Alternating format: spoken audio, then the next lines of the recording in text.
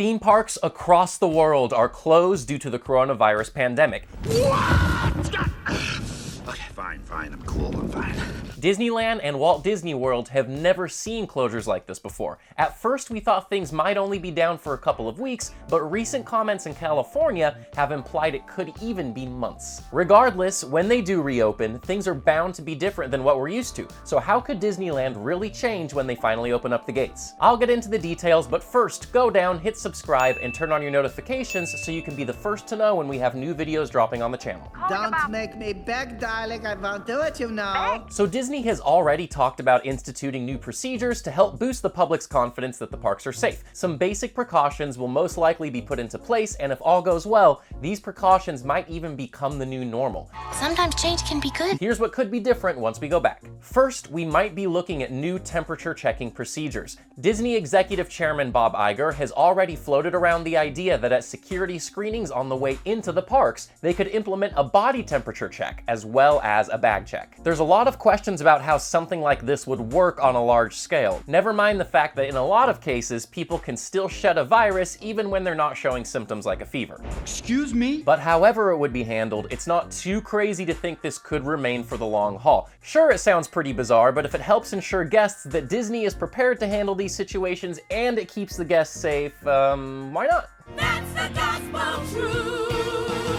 Let's talk about virtual queues. To help deal with the popularity of the Rise of the Resistance attraction at Star Wars Galaxy's Edge, Disneyland and Walt Disney World have instituted virtual queues. So rather than just standing in line or using a fast pass, you use an app to secure a spot in line and head to the attraction when you're called. So you can sit and enjoy some ice cream or a turkey leg instead of standing around smelling the same sweaty dude in front of you for hours. I don't know why it takes so long. Recent updates to the app have implied that they might be expanding this feature to other attractions as well, so guests won't need to wait around next to each other in line. Of course, there's some logistical issues here. Theme park spaces are designed with the assumption that large numbers of people are standing in lines like all the time. If those people are pulled out of lines, then common walkways would be super crowded. Still, this is just one example of the types of obstacles they'll have to overcome once the new policies are instated. Life's full of tough choices, isn't it? One of the ongoing challenges all Disney parks have had is that they're simply too popular. Ticket prices keep increasing, but people are absolutely still going. The parks have been trying to manage their capacity for years. While Disney, of course, wants lots of people in the parks, they do not want them to be so overcrowded that people cannot enjoy themselves. Disney may need to actively limit capacity when the parks do reopen for health and safety reasons. One way this could be done is by making all tickets specific to certain days. It used to be that you could buy a ticket and use it however you want. Yes, that's still an option, but that ticket comes at a premium. The cheaper option is to book your ticket for specific days. Disneyland even recently instituted an annual passport that requires the guest to book a reservation ahead of time for several of the days. If enough people book certain days, other uses of the pass might be locked out. Then there's the prices. Like I mentioned earlier, the ticket prices keep going up and the people keep coming, but if we're going to start to see the parks holding down capacity for an extended period of time, we could easily see an additional price increase.